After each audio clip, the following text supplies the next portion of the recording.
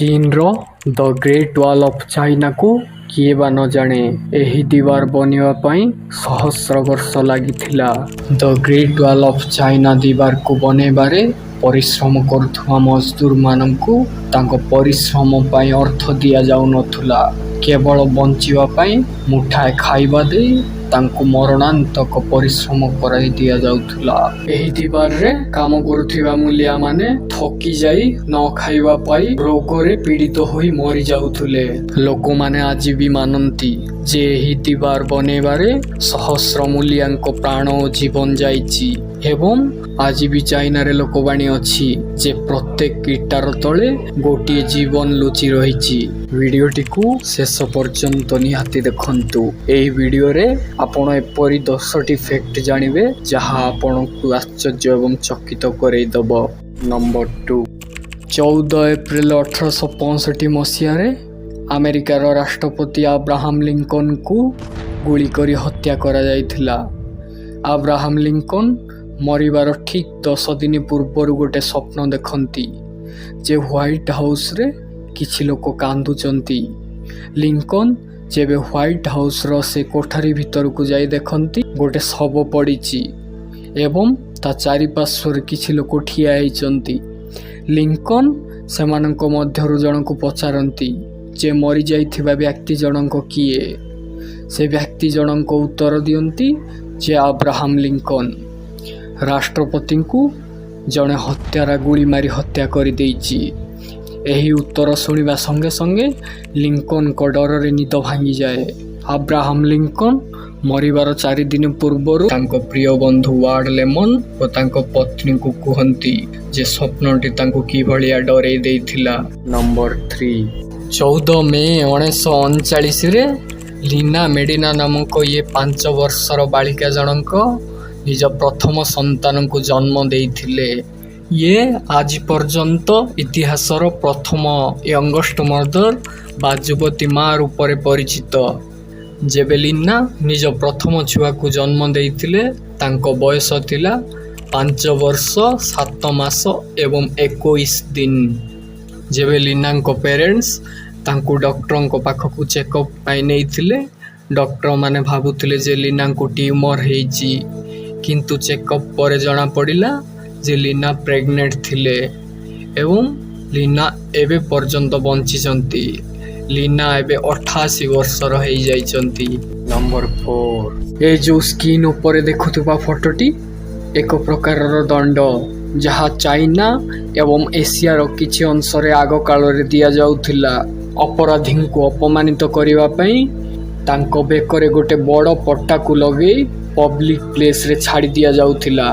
ଏହି ପଟା ଗୁଡ଼ିକ ଏତେ ବଡ଼ ଥିଲା ଯେ ଅପରାଧୀର ହାତ ମୁହଁ ପର୍ଯ୍ୟନ୍ତ ପହଞ୍ଚିବା ଅସମ୍ଭବ ହେଉଥିଲା, ଯାହାଫଳରେ ଅପରାଧୀ ରାସ୍ତାରେ ଚାଲୁଥିବା ବ୍ୟକ୍ତିଙ୍କ ଉପରେ ଖାଇବା ପିଇବା ପାଇଁ ପୁରାପୁରି ନିର୍ଭର ରହୁଥିଲେ। ଯଦି ରାସ୍ତାରେ ଚାଲୁଥିବା ବ୍ୟକ୍ତିଙ୍କ ଉପରେ ଦୟା ଆସୁଥିଲା ତ ଏହି ଦୋଷୀମାନଙ୍କୁ କିଛି ଖାଇବା ପିଇବା ଦେଇ ଦେଉଥିଲେ, ନଚେତ୍ ବହୁତ ଦୋଷୀଙ୍କ ଭୋକ ଉପାସରେ ଜୀବନ ଚାଲି ଯାଉଥିଲା। ଏହି ଦୋଷୀମାନଙ୍କ ବେକରେ ଲାଗିଥିବା ପଟାରେ ଦୋଷୀଙ୍କ ଦୋଷକୁ ଗୋଟେ କାଗଜରେ ଲେଖି ଚିପକେଇ ଦିଆଯାଉଥିଲା। ନମ୍ବର 5, ଆର୍ନୋଲ୍ଡ ସେନବର୍ଗ ଜଣେ ଅଷ୍ଟ୍ରେଲିଆନ କମ୍ପୋଜର ଥିଲେ। ୟାଙ୍କୁ ଟ୍ରିସ୍କାଇଡେକିଫେବିଆ ନାମକ ବିମାରୀ ଥିଲା। ଏକ ଏଭଳିଆ କଣ୍ଡିସନ ଯେଉଁଥିରେ ଲୋକମାନେ 13 ନମ୍ବରକୁ ନେଇ ଡରିଥାନ୍ତି। 13 ନମ୍ବରକୁ ନେଇ ତାଙ୍କ ଖରାପ ଭାବନା ଥାଏ। 13 ନମ୍ବରକୁ ନେଇ ଲୋକଙ୍କର ଡରିବାର ଅଲଗା କାରଣ ହେଉଛି ଫ୍ରାଇଡେ 13। ଫ୍ରାଇଡେ 13କୁ ୱେଷ୍ଟର୍ନ କଲଚରରେ ସବୁଠୁ ଖରାପ ଦିନ ମାନାଯାଏ। ଏହି ଦିନଟି 13 ତାରିଖରେ ଯେବେ ଶୁକ୍ରବାର ପଡ଼େ ସେହି ଦିନ ଆସିଥାଏ। ଆର୍ନୋଲ୍ଡ ସେନବର୍ଗ ବି ଏହି ଡରରେ ପୀଡ଼ିତ ଥିଲେ। କୋଇନ୍ସିଡେଣ୍ଟଲି ଆର୍ନୋଲ୍ଡ ସେନବର୍ଗଙ୍କ ମୃତ୍ୟୁ 13 ଜୁଲାଇ 1951 ମସିହା ଫ୍ରାଇଡେ 13 ରାତି 12 ଘଣ୍ଟା 13 ମିନିଟ୍ ସମୟରେ ହୋଇଥିଲା। ନମ୍ବର 6, ଜିନି ୱାଇଲି ନାମକ ଯୁବତୀ ଜଣଙ୍କ 1957 ମସିହାରେ ଆମେରିକାରେ ଜନ୍ମଗ୍ରହଣ କରିଥିଲେ। ଜିନି ଯେବେ 1.5 ବର୍ଷର ଥିଲେ ତାଙ୍କ ପିତା ତାଙ୍କୁ ଗୋଟେ କୋଠରୀ ଭିତରେ ବନ୍ଦ କରିଦେଇଥିଲେ ଏବଂ କାହା ସହିତ ମିଶିବା ପାଇଁ ଦେଉନଥିଲେ। ଜିନିଙ୍କୁ ପୁରାପୁରି ନଜର ଅନ୍ଦାଜ କରିଦେଇଥିଲେ। ପାଖାପାଖି 11 ବର୍ଷ ପର୍ଯ୍ୟନ୍ତ ଜିନିଙ୍କୁ ଗୋଟେ କୋଠରୀ ଭିତରେ ବନ୍ଦୀ କରି କଏଦୀଙ୍କ ପରି ରଖାଯାଇଥିଲା। ଅନ୍ତତଃ ଜିନିଙ୍କୁ ଯେବେ 13 ବର୍ଷ ହୋଇଥିଲା ତାଙ୍କୁ ରେସ୍କ୍ୟୁ କରାଗଲା। ରେସ୍କ୍ୟୁ କଲା ପରେ ଡକ୍ଟରମାନେ ଦେଖିଲେ ଯେ ଜିନିର ଦିମାଗୀ ସ୍ତର କେବଳ 2 ବର୍ଷର ଛୁଆ ଯେତେ ଅଛି। ନମ୍ବର 7 ଜେକବ ମିଲର ନାମକ ଇଏ ବ୍ୟକ୍ତି ଜଣଙ୍କ ଆମେରିକାର ସିଭିଲ ୱାର ଜଣେ ସୈନିକ ଥିଲେ। ଯୁଦ୍ଧ କରିବା ସମୟରେ ଶତ୍ରୁଙ୍କ ଗୁଳି ଆସି ତାଙ୍କ ମଥା ମଝିରେ ଲାଗିଥିଲା ଏବଂ ତାଙ୍କ ସାଥୀମାନେ ମୃତ୍ୟୁ ଭାବି ତାଙ୍କୁ ଯୁଦ୍ଧ କ୍ଷେତ୍ରରେ ଛାଡ଼ି ଦେଇ ପଳେଇଥିଲେ।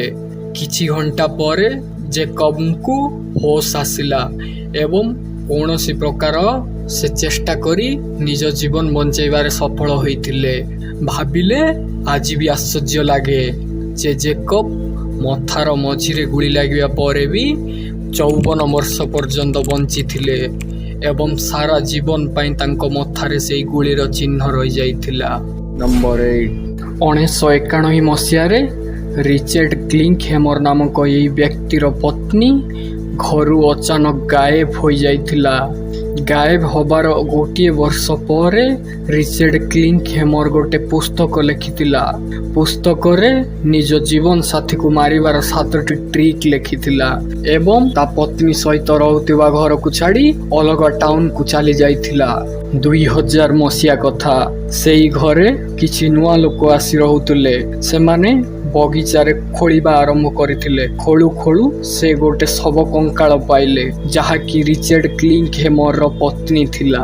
ନମ୍ବର 9 1915 ମସିହାରେ ଏସି ଡେନମର ନାମକ ଇଏ 30 ବର୍ଷୀୟ ମହିଳା ଜଣଙ୍କର ମୃତ୍ୟୁ ହୋଇଯାଇଥିଲା ଏବଂ ଡକ୍ଟର ତାଙ୍କୁ ମୃତ୍ୟୁ ଘୋଷିତ କରିବା ପରେ କଫିନ୍ ଭିତରେ ରଖି ଦିଆଯାଇଥିଲା।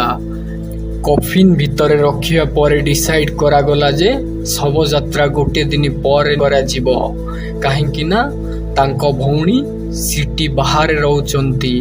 ତାଙ୍କ ଭଉଣୀ ଯେବେ ଆସିଲେ ସେ କହିଲେ ମୁଁ ମୋ ଭଉଣୀଙ୍କୁ ଶେଷ ଥର ପାଇଁ ଦେଖିବା ପାଇଁ ଚାହୁଁଛି। କଫିନ୍ରୁ ତାଙ୍କୁ ବାହାର କର। ଡେଡ୍ ବଡିକୁ ବାହାର କରିବାକୁ ଆଦେଶ ଦିଅନ୍ତି।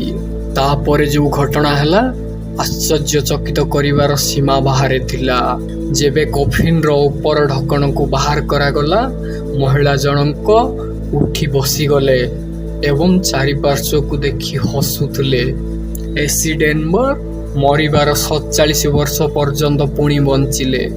ନମ୍ବର 10 1923 ମସିହାରେ ଆମେରିକାର ଓରେଗନ ସହରର ଗୋଟେ ଫ୍ୟାମିଲି ନିଜ ବନ୍ଧୁଙ୍କୁ ମିଶିବା ପାଇଁ 4000 କିଲୋମିଟର ଦୂର ଇଣ୍ଡିଆନ ସହରକୁ ଯାଇଥିଲେ। ତାଙ୍କ ସହ କାରରେ ତାଙ୍କ ପୋଷା କୁକୁର ବବି ବି ଥାଏ। ଇଣ୍ଡିଆନ ପହଞ୍ଚିବା ପରେ ବବି ଉପରେ ସେଠାକାର 3ଟି ଲୋକାଲ କୁକୁର ଆଟାକ୍ କରିଦିଅନ୍ତି ଯାହାଫଳରେ ବବି ସେହି ଜାଗାରୁ ଦୌଡ଼ି ଯିବା ପାଇଁ ବାଧ୍ୟ ହୁଏ। ସେ ଫ୍ୟାମିଲି ବବିକୁ ବହୁତ ଖୋଜନ୍ତି କିନ୍ତୁ ବବି ମିଳେ ନା। ଅନ୍ତତଃ ସେମାନେ ହାରାସ ହୋଇ ବବିକୁ ନ ପାଇ ଓରେଗନ ସହର ରିଟର୍ନ ହେଇଯାଆନ୍ତି। ତା ପରର ଘଟଣା ଆଶ୍ଚର୍ଯ୍ୟ କଲା ପରି ଥିଲା।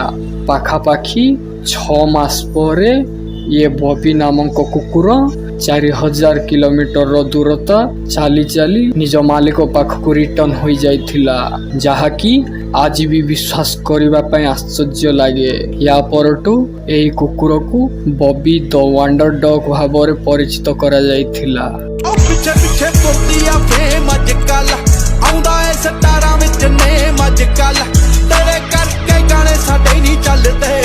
लंडू लाउंदे मेरे ते फले मज कल आओ बदलिया सिद्धू दा स्टाइल अज।